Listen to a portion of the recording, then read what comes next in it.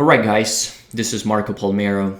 In this video, I want to share with you how you can add 50 business deals to your pipeline if you are a search fund, an entrepreneur looking to buy a business, even a small private equity firm or a company looking to acquire a new business. I want to share with you the strategies that have worked for us and our clients when we build these systems and we originate deals on their behalf, so that you can potentially use them on your own, or you can get the guidance that you need in order to increase your pipeline. And by the way, I'm not going to be talking about on-market deals because everybody is able to go on BizBuySell and scrape for opportunities. I'm going to be talking about off-market opportunities, the ones that aren't so easy to find and then most people struggle in finding. Now, some of the things that I've noticed over these last few months is that a lot of people suffer from pride of authorship when it comes to finding deals. They might have an existing system in place that they think works okay, or they might not have a system in place and they want to build it on their own. The problem that I saw multiple times is that they either have the wrong system in place or they end up building something that is leaking, and they sacrifice a lot of time and resources and mental energy towards building something that then doesn't deliver the results that they want. And so in my opinion, I feel that people that look for acquisitions, search funds, private equity groups, entrepreneurs should allocate all their time towards talking with prospects that are motivated in selling and negotiating these types of deals. Any other activity is really unproductive for them because it's not generating the returns that they need. So there's a limited amount of time that you have every single day. And if you're running a business or if you're doing something in parallel to this, you know that better than I do. So we want to make sure that the hours that you allocate towards finding an opportunity or a deal or a business for sale are maximized, and you talk with prospects that are ready to go, and you don't waste time searching for them, because that is a time-consuming thing, and you are actually realizing, how much is it costing you. I spoke with search fund that spent 3, 4, 6 months building up their own infrastructure just to realize it wasn't effective, and then they had to do everything manually or they had to change everything. They wasted a lot of time that they could have allocated towards looking at the right deals. And so I want to avoid this problem for you, so you can immediately find opportunities and again bring as many as 50 new deals in your pipeline on a monthly basis. So the pride of authorship issue is real, and many times people feel that they cannot get guidance from someone else just because either they've been hired to find deals or they think they know it all. And the truth of the matter is there are actually a lot of different ways to find businesses for sale. And unless you spend a lot of times, a lot of years in finding these deals by yourself, then it's going to be hard for you to have a very comprehensive understanding of how these businesses are found, qualified, and then negotiated. So how is it that we approach finding deals? We have seen tremendous results across industries and countries with multi-channel solutions that really leverage different outreach methodologies to contact business owners. The reason for that, there are actually two reasons for that. The first is we want to increase the amount of output that we make. And the second is we want to make sure we reach out to business owners where they're more likely to respond. Now, I'm taking a step back here because I want to mention something about this. Given the fact that we are focusing on off-market deals, most of the activities that we're going to do are going to be outreach, direct outreach to business owners. I'm not going to be talking about networking because I would assume that those things you have, figured out by yourself. So if you're working in a very tight community, you know how to go, to local communities, to local groups, and kind of like build these relationships yourself. There's no cookie cutter solution for that. It just depends on where you're located and how big your focus is in terms of search. But if you are looking to broaden your horizons and kind of reach out to multiple business owners at the same time, then outreach is what we are going to need to do. And we're going to need to do it at scale using multiple channels so that, one, we reach out business owners where they're more likely to respond, and then we increase the amount of businesses that we're reaching out to. Now you might say, Marco, that is no news. A lot of people know about that. A lot of people do outreach. And I think the first aspect we need to take into consideration is, first, what type of people are you reaching out to? I see a lot of the guys out there that leverage platforms to find leads or prospects, so to speak. And they look like for the golden standard when it comes to the right platform for finding deals. I'm sorry to share this with you, but there's no right solution when it comes to where you source your data.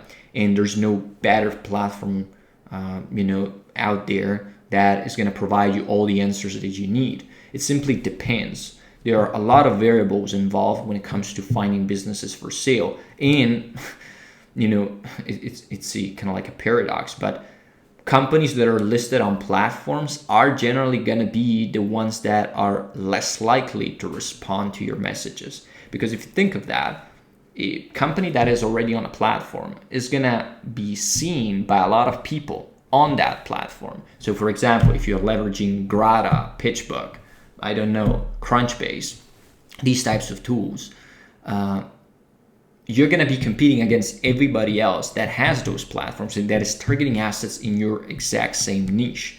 That is the first issue. The second issue is these platforms are not comprehensive, and people are going to be pissed by this because, they probably invested between 15 and 30 grand on these platforms in a year. So sorry to share that with you, but they're not comprehensive. Most of them use a combination of data that is available online, and most of that, to be frank with you, is generally scraped from LinkedIn directly. So if that is what you're getting out of 30 grand, maybe you would like to reconsider the way you source data. And I'm not saying that these tools are not good, because they do provide a lot of insights into the businesses that you might want to buy. But they are by no means the only thing you should do in order to find your prospects. First, because not all of them are going to be there. Second, because these platforms are going to focus on specific types of businesses that might not be a fit for you. And so if you have a industry focus or a EBITDA focus or whatever focus you have, these platforms might not, provide you with that type of leads. And so you end up subscribing to something that is redundant or not useful at all. And, the tool itself is not going to serve your purposes. Why do I say all this? Well, first, because as I said, there's no single platform that is going to help you in data collection. The second point is, even if you decide to use one specific platform for data sourcing, then you need to add on to that. And in order to add on to that, you got to go do the manual work that nobody is willing to do. Why do I say this? Especially when it comes to small businesses, so I would say sub 25 million in enterprise value, there are a lot of assets that are not listed on these platforms for a variety of reasons. First is they don't have a digital presence maybe, so these platforms cannot collect the data for these businesses. So how do we find it? Well, we need to scrape that data manually, Google Maps, company directories, and then enrich that data. And people say, well, that's a lot of work. And yes, it is. But all these businesses that we find through these alternative methods are going to be significantly better prospects compared to the ones that you find on any platform, simply because nobody has touched them yet, unless they had, the will to put in the work and kind of like find these deals manually. So the objective that we have when we collect data is to combine two different sources. First is the online part. You can use an expensive platform if you want to. I wouldn't recommend it, honestly. I don't think they're worth the money that you pay for it, but that's entirely your decision. Or you can use other data platforms that are much cheaper in nature and then combine that with scraping data that is not available online. the combination of the two will cover some of the blind spots that the platforms have and allow you to get a lot of coverage into the market. Of course, if you can go to company directories and find the list of businesses that are incorporated under a certain jurisdiction, that's even better. You might want to do like insurance company searches. If you, for example, are in the healthcare space, those are also golden. But the point I'm getting at is there are a lot of manual processes that you might want to deploy when finding data that can increase, one, the quantity of leads that you get, and two, the quality of leads that you get before you even start doing any type of outreach whatsoever. That is going to increase the output that you make, but also the performance of every campaign, because the data is going to be more comprehensive, if that makes sense. Now, what happens there is that a lot of people are going to have the objections and say, okay, Marco, well, I'm paying, 15 grand a month, 15 grand a year for a platform because it provides all the data that I need to do the outreach. So I have the phone numbers, I have the emails, I have the owners that are listed there. If I do the kind of like off market or manual scraping for other companies, I might not have all the data available because it might not be readily available. It might not be listed anywhere because, again, they're not online. And those are all fair, points. They're all fair concerns. The point I'm getting at is, even if that type of data is not as complete as you would like, it is still good enough and worth testing because it can provide you with golden opportunities that nobody else is able to find. For example, I had a discussion in the past where people were just very resistant to this argument. It was a search fund in that case. And they didn't want to use alternative solutions because they say, well, I subscribe to Grata, I'm just going to stick to Grata. The problem was Grata was not finding a lot of the businesses they were targeting because it was fixed at a certain EBITDA threshold and they were looking below that as well.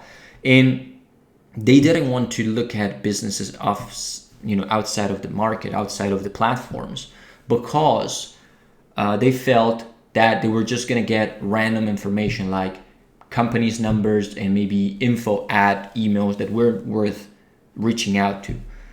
What I made them realize is that if you are targeting businesses that are below a certain threshold in terms of revenue, EBITDA and stuff, the info ad numbers or the general numbers, phone numbers of the companies might be just as valuable as a personal address. And the reason for that is quite simple. If the business is very small, the owner himself might be the one answering the phone from time to time, or might be the one checking the email from time to time. And so even a address that might not look as valuable as a personal one can deliver tremendous results if you're targeting companies in a small, with a small EBITDA or and not a big revenue. And that is actually what we did for a lot of people. We helped them find deals that were not listed on any platform. They didn't have all the information available. Maybe they only had an info ad email available on Google Maps. We contact the business and the business owner reached out to us because he was the one checking out all the correspondence. So the point I'm getting at is pride of authorship, again, is killing a lot of deals because these deals are not even found in the first place. And so it's important to take a more holistic approach, comprehensive approach towards finding the data first before you even get into any type of outreach whatsoever. That's how we are able to guide people through strategies that can source deals and surface opportunities that others aren't really able to find. And that's just the first step. That's just data collection. I can talk about data for a long time, but I'm not going to spend too much on it in this video. What are the subsequent steps? Well, there's this concept of reaching out to people. A lot of companies or a lot of search funds, a lot of entrepreneurs just pick one channel and say, I'm going to do this. So they say, I'm going to do cold calling, or I'm going to reach out to people using, mail, direct mail, or I'm going to use emails. My question is, why don't you use them all? And many times when I ask that question, people say, they don't really have an answer for that because it isn't really as expensive as they think it is.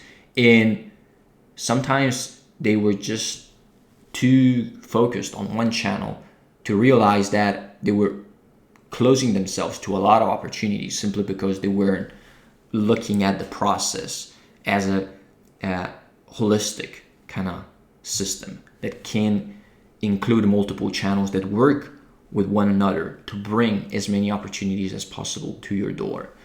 Now, why do I believe so strongly in using multiple channels to reach out to people, especially business owners? Some business owners might not be interested in answering calls ever.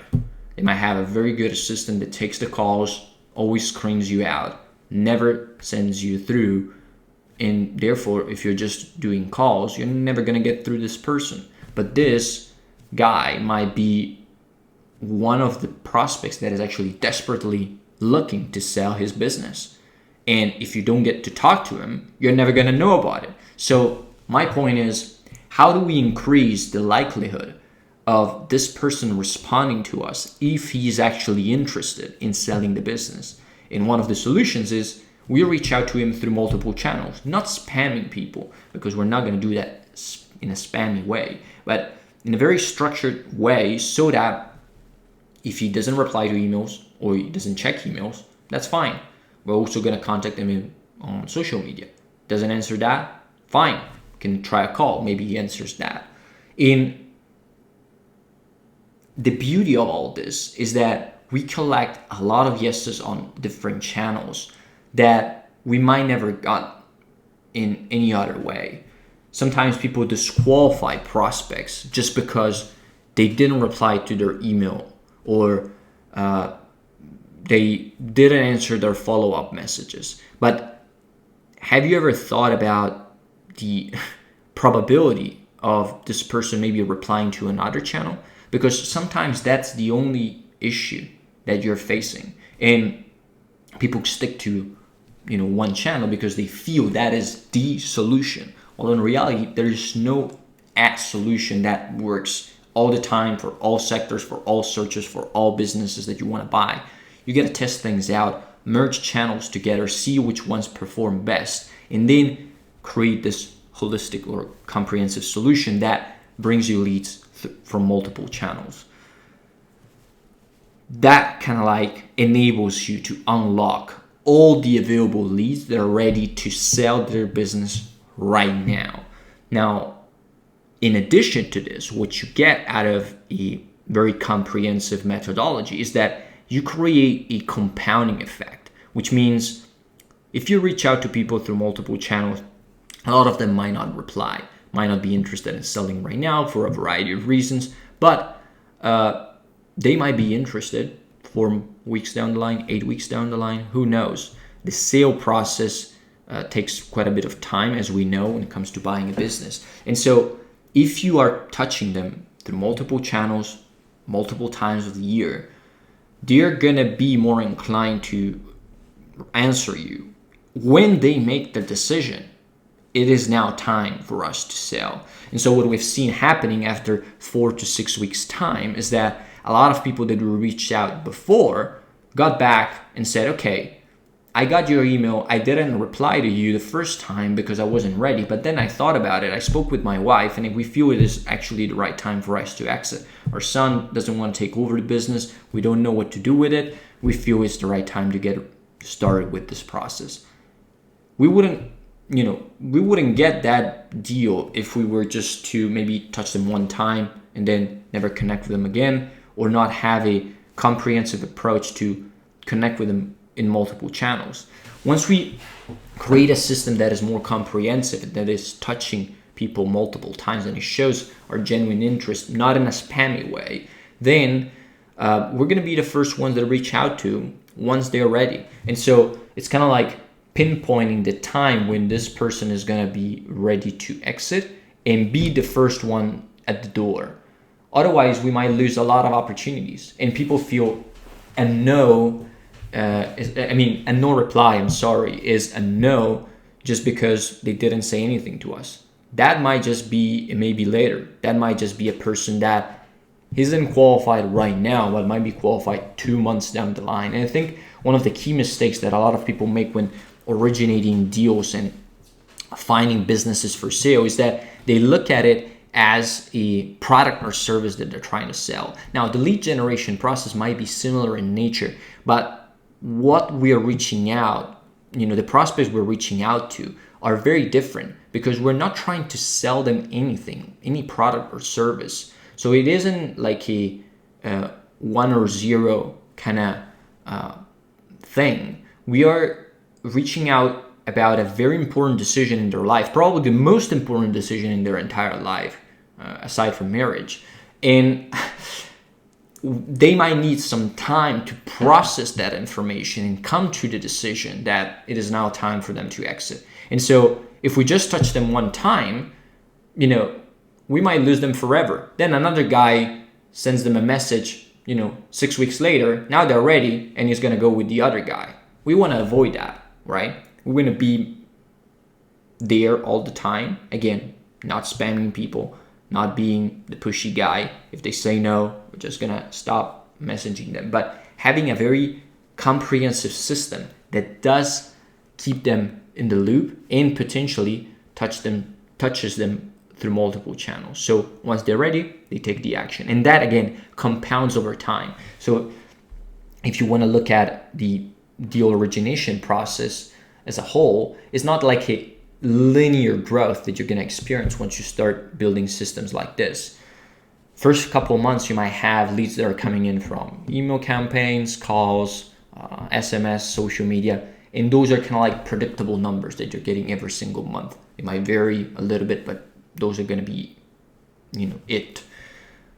After a few months, these numbers are going to grow progressively. At least that's what we've seen across markets, because you're going to get all these people that then came to the realization it is time for them to exit. And that is going to increase your lead flow dramatically. And getting back to my first point about getting 50 businesses or more into your pipeline every single month, even if the first few months are not as good as you might think they are, after that, you're going to start to see a lot more results, because one, you're reaching out through multiple channels, so you're increasing the probability of them responding to you. And two, you're then creating a system that kind of like nurture them, if we want to say so. And when they become ready, you're going to be the first person they contact. So this process is something that a lot of people miss, and they just focus on the technical side of it all. I mean, what tool should I use? What data platform should I pick? And how should I write the email? Those are all important things, but they're not the only thing that is going to help you find good deals and find a lot of good deals. The business acquisition arena is getting very competitive, especially if you are in the US or in the UK. Other places might be different. We had different experiences in other countries.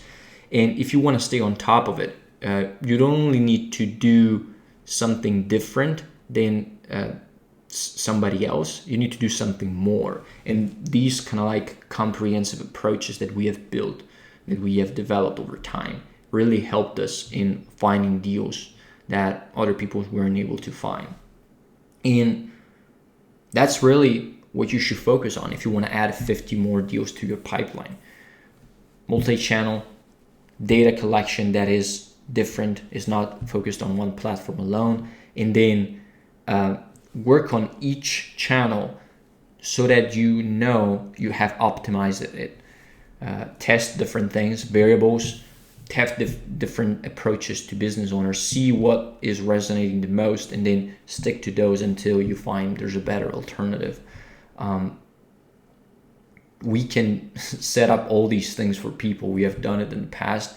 What we realized is that some of them just want to have a proprietary system in place, and that is something we can help with too, if they just need guidance in building up the infrastructure and then run it by themselves. And again, there's no right or wrong answer when it comes to finding deal flow. The point is, you cannot stick to one approach thinking that is the way to do things, because there are so many variables involved that can affect the way you originate deals and the type of results that you're getting out of originating deals. Most people will say, well, my emails are landing to spam, so I'm not able to find people through emails. Well, we got our emails landing into inbox, since we started. We never had an issue with that. So those are just technical aspects, but I'm just mentioning some of the problems that people use to justify the fact that they're not getting enough deal flow. Or they say text is not allowed. The reality is it is allowed if you do it in a compliant way, because you're not selling a product or service.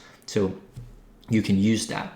Others would say, well, social media doesn't work in my industry. We source deals through social media in the plumbing space, in the manufacturing space. So it might sound impossible, but it is actually possible. Now, the results might be different compared to another industry, but you can still get results out of it. The point I'm getting at is, a lot of times I see these problems that people are facing, and I feel some of them might be an excuse for justifying the fact that, one, they're either not ready to pull the trigger on a deal, or two, they are unsure about their ability to deliver on the deal once they found it. Because what's going to happen if you have 50 deals in the pipeline that are all good? Oh, fuck. Now I need to do something about it. I need to close some of them. And if I don't know, what to do, how I'm going to handle all these good opportunities. I see a lot of that, and people, I feel, have a lot of insecurity around their ability to close the deal, simply because they feel that they're going to need to do the origination and the closing at the same time. The problem, as I said in the beginning, is that you shouldn't focus all your attention on origination. Most of your time should be allocated towards negotiating and closing deals. And once you get to a point where you have a lot of opportunities in your pipeline, you're going to need to delegate all that stuff to someone else. The origination part that's what I'm talking about. You're going to need to spend all your time negotiating the deals. And that's kind of like the switch that you need to make. Like, I have a system that works for me, or somebody else that works for me as a third party. I focus all my attention on closing the deals, which is the highest ROI activity that you can have in your funnel, right? Because if you close a deal, it's $1 million, multi-million-dollar acquisition. That's what you're looking for. If you're an entrepreneur, a search fund, even a private equity group, that's where you make your money. So why are you spending time doing something else that is not conducive to the results that you're seeking? The answer, in my opinion, is that, one, there's insecurity about the ability to deliver on the deal once you find it. And two, there's an overwhelm thinking that you need to juggle a lot of tasks at the same time. The truth is, origination process can be outsourced to somebody else, or you can work with somebody that can guide you through a process of automating that so that you don't need to take care of all that, or you can spend less time working on that and more time talking with real prospects that are motivated and looking to sell. So this is kind of like how you add more opportunities to your pipeline. Many people will say, I want to do it on my own. Go ahead and do it. We help people originate deals generally, so we do that on their behalf, like a bespoke thing. But if you want to just get guidance on how to build these systems on your own and then run them, we can look into that as well. We do one-on-one time. We work on these systems, and you can build deal origination machines that, by the way, also apply to investors. If you're looking for capital, those things can work too. It's just a matter of switching the target and then focusing on investors instead.